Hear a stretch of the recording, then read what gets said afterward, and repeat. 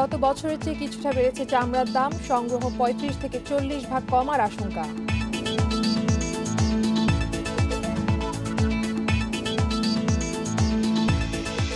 প্রাথমিক হিসেবে দেশে কোরবানি হয়েছে ১ কোটি পশু, গতবারের চেয়ে কমেছে ৫ ভাগ।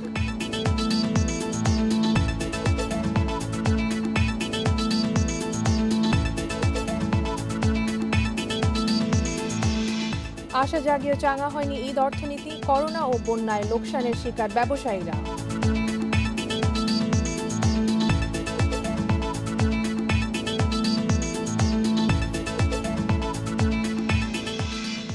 এবং করোনা সতর্কতায় ঈদে বন্ধ বিভিন্ন বিনোদন কেন্দ্র, এবারও পর্যটক শূন্য কক্সবাজার।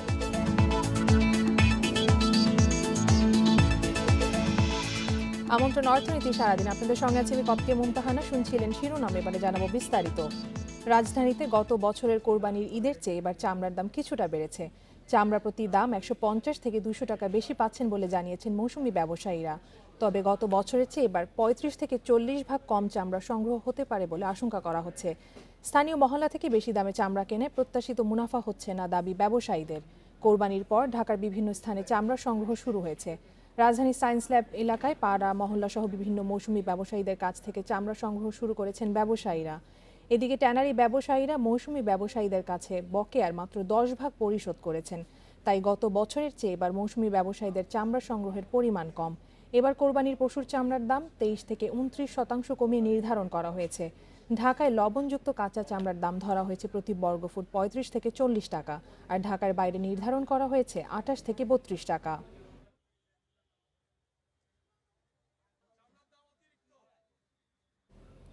এদিকে বরিশালে চামড়ার বাজারে বেহাল দশা, দামের পরিবর্তে হাদিয়া দেওয়া হচ্ছে বলে জানান মৌসুমি চামড়া বিক্রেতারা। শনিবার দুপুর ২টা থেকে বরিশাল নগরীর বিভিন্ন স্থান থেকে চামড়া সংগ্রহ শুরু হয়।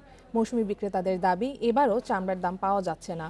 ছোট গরুর চামড়ার দাম ১৫০ ও বড় গরুর চামড়া সর্বোচ্চ ৩৫০ টাকা বলা হচ্ছে। তবে বেশিরভাগ চামড়াই মাদ্রাসা ও লিল্লা বোর্ডিংয়ে দান করা হচ্ছে। চামড়ার বাজারে ধস ঠেকাতে ধান ও চাল সংগ্রহের মতো চামড়া সংগ্রহের জন্য সরকারের প্রতি আবেদন জানান মৌসুমি চামড়া ব্যবসায়ীরা। এদিকে পাইকাররা জানান, যেই দাম সম্ভব হচ্ছে তাই দেওয়া হচ্ছে। তবে বিগত দিনের চামড়ার টাকা এখনো না পেয়ে এই ব্যবসায় আগ্রহ হারাচ্ছেন তারা।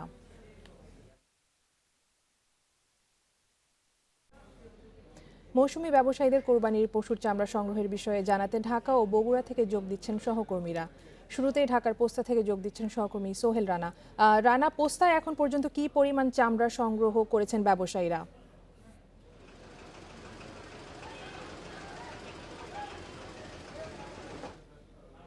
তো মানে প্রচুর পরিমাণে বিভিন্ন জায়গা থেকে যে চামড়া বোঝায় ট্রাক, সেগুলো কিন্তু আসা শুরু হয়েছে এবং আমরা দেখেছি দুপুরের পর থেকে মূলত বিভিন্ন জায়গা থেকে এগুলো কিছু কিছু ট্রাক এই পোস্তা মোড়ে আমরা দেখেছি বিভিন্ন ব্যবসায়ীরা নিয়ে এসছেন এবং বিক্রি হয়েছে। আমরা যদি দেখানোর চেষ্টা করি, এখন কিন্তু এই যে পোস্তার যে এই মোড়, এটি কিন্তু পুরো এলাকাটাই ট্রাকে ভরে গেছে এবং বিভিন্ন জায়গা থেকে চামড়া এসছে।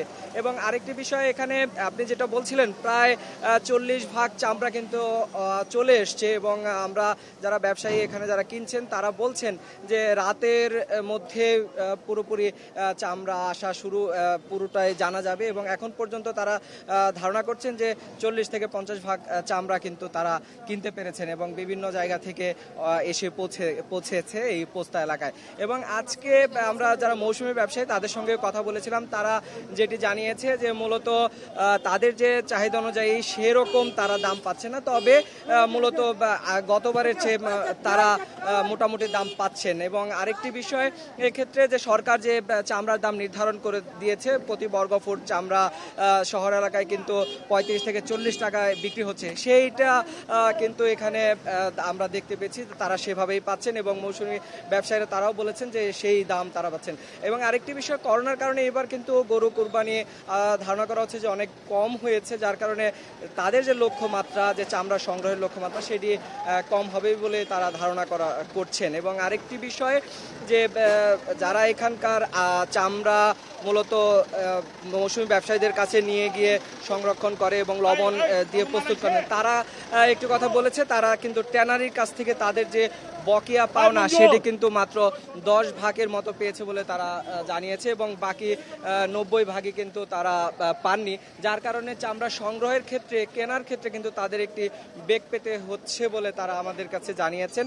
এছাড়া আমরা ধারণা করছি যে মূলত গরু এবং মহিষ এবং ছাগলের চামড়াগুলো কিন্তু এখানে এসে পৌঁছেছে, এবং বিভিন্ন যে দাম নির্ধারণের ক্ষেত্রে যে দামটি নিয়ে যে গতবার যেমন দেখেছি যে বিভিন্ন অভিযোগ ছিল, মৌসুমী ব্যবসায়ীরা একেবারেই দাম পাননি সেরকম একটা অভিযোগ ছিল, এই সময়ে কিন্তু আমরা দেখেছি এইবার কিন্তু সেটি খুব একটা নেই। দুই একটি ঘটনা থাকতে পারে, তবে আমাদের চোখে এখনো পড়েনি। তো সব মিলে বলা যায় রাতের নাগাদ আমরা যে হিসেব যে চামড়া আসার যে প্রক্রিয়া বা এই এলাকায় বিভিন্ন জেলা, যেমন দূরের জেলা থেকে ঢাকায় অনেক ক্ষেত্রে চামড়া নিয়ে আসা হয়, সেটি পৌঁছাতে অনেক সময় লাগবে। তবে ঢাকার আশেপাশের যে জেলাগুলো রয়েছে কিংবা ঢাকার মধ্যে যেসব কোরবানি হয়েছে সেসব চামড়া কিন্তু এখন পৌঁছে গেছে। রানা, আপনি আমাদের সঙ্গেই থাকুন। এবার বগুড়া থেকে যোগ দিচ্ছেন সহকর্মী হাসিবুর রহমান। হাসিবুর, বগুড়া এবার চামড়ার বাজারের কি অবস্থা?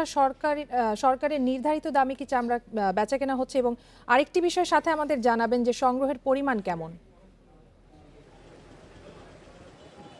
শেষ প্রশ্ন দিয়ে আসি যে সংগ্রহের যে পরিমাণ সেটি সম্পর্কে ব্যবসায়ীরা বলছেন যে গত বছরের প্রায় অর্ধেক এরকম সংগ্রহ হচ্ছে এবার চামড়া, কারণ তারা দুটি কারণ বলছে। একটি হলো যে করোনার প্রভাব রয়েছে, আর দ্বিতীয় প্রভাবটির কথা বলছেন যে ব্যবসায়ী যারা মূলত বগুড়ার বড় বড় চামড়া ব্যবসায়ী তারা এবার চামড়া কিনছে না, যার ফলে আড়তদারদের পাশাপাশি এরকম যে বাজারটি রয়েছে আমার পাশে পেছনে যে বাজারটি দেখছেন সেই বাজারে যারা বিক্রি করতে আসছেন তারা মূলত কম দামে চামড়া বিক্রি করতে বাধ্য হচ্ছেন। আমি কথা বলেছিলাম বগুড়া চামড়া ব্যবসায়ী মালিক সমিতির যিনি সাধারণ সম্পাদক, তার সাথে তিনি আমাদেরকে যে তথ্য দিয়েছেন যে তাতে বলা হচ্ছে যে গত বছরও যারা কিছু কিছু করে টাকা পেয়েছেন, কিন্তু এই বছর ঢাকায় ট্যানারি মালিকরা তাদেরকে তেমন কোনো টাকা না দেওয়ায় মূলত তারা এবার চামড়া কিনছে না, এবং এই রকম বড় ব্যবসায়ীদের সংখ্যা প্রায় 15 জন, এবং যাদের টাকা আটকা আছে অন্তত 30 কোটি টাকা ঢাকায় ট্যানারি ব্যবসায়ীদের কাছে, এমন অভিযোগ তারা করেছেন। আর আমি এর বাইরেও কিছু ছোট ছোট ব্যবসায়ীদের সাথে কথা বলেছি, তারা যেটি বলেছেন যে বাড়ি বাড়ি থেকে তারা যে চামড়া কিনে এনেছেন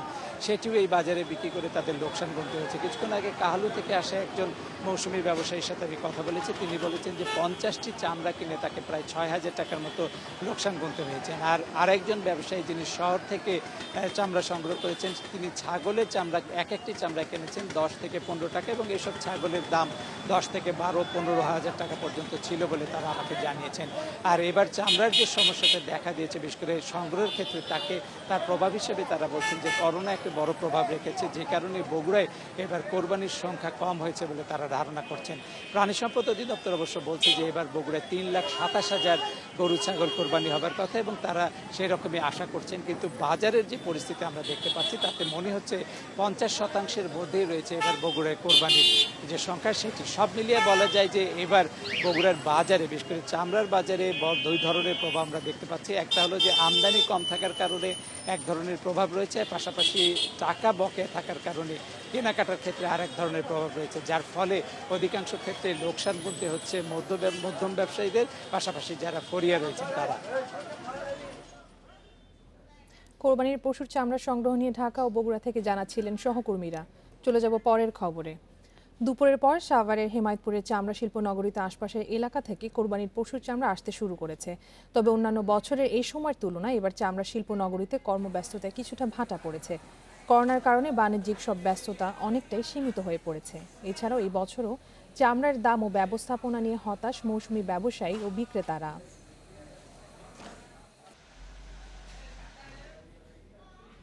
করোনার কারণে গত বছরের চেয়ে এবার দেশে কোরবানির কম হয়েছে 5%। প্রাণী সম্পদ অধিদপ্তর প্রাথমিক তথ্য বলছে সারা দেশে কোরবানি হয়েছে প্রায় 1 কোটি পশু। অধিদপ্তর আরও জানায় এবার মোট কোরবানিযোগ্য পশুর মজুদ ছিল 1,19 লাখ, যা গত বছরের চেয়ে বেশি। মহামারীর জন্য প্রত্যাশা অনুযায়ী কোরবানি না হয় ধারণা করা হয়েছিল, তবে শেষ মুহূর্তে বিক্রি ভালো হয়েছে, যার কারণে পশুর সংকট দেখা দেয় ঢাকার পশুর হাটগুলোতে। পাশাপাশি অনলাইনেও বিক্রি ছিল জমজমাট। গত বছর সারা দেশে 1,05 লাখ পশু কোরবানি হয়েছিল।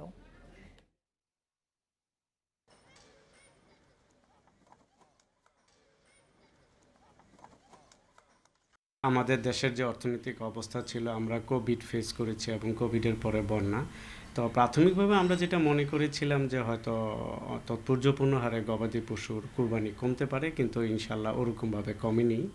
আজকে পর্যন্ত আমাদের 3-4টা ডিভিশনে আমি কথা বলে জেনেছি, তো গতবার যেটা 1,06,00,000 কুরবানি হয়েছে, এবারও প্রায় 1 কোটি ছুঁই হবে আর কি। একে তো করোনা, তার উপর বন্যা, এই কারণে আশা জাগিয়েও চাঙা হয়নি ঈদ অর্থনীতি। কমেছে কোরবানির পশু কেনা বেচা, পোশাকসহ নিত্যপণ্যের চাহিদাও ভাটা। ফলে চরম ক্ষতির শিকার ছোট বড় সব ব্যবসায়ী। পরিবহন, পর্যটন সহ সেবামুখী নানা খাত বিপর্যস্ত। প্রতি বছরই ঈদুল আজহায় অর্থনীতিতে গতি আনে কোরবানির পশু। সরকারি হিসাবে গত বছর এই সময়ে পশু বেচাকেনায় লেনদেন হয় 28,000 কোটি টাকার বেশি, কিন্তু এবার তেমন বেচাকেনা হয়নি। হাটে গরু ছাগল যেমন কম আসে, তেমনি ক্রেতার ভিড়ও ছিল কম।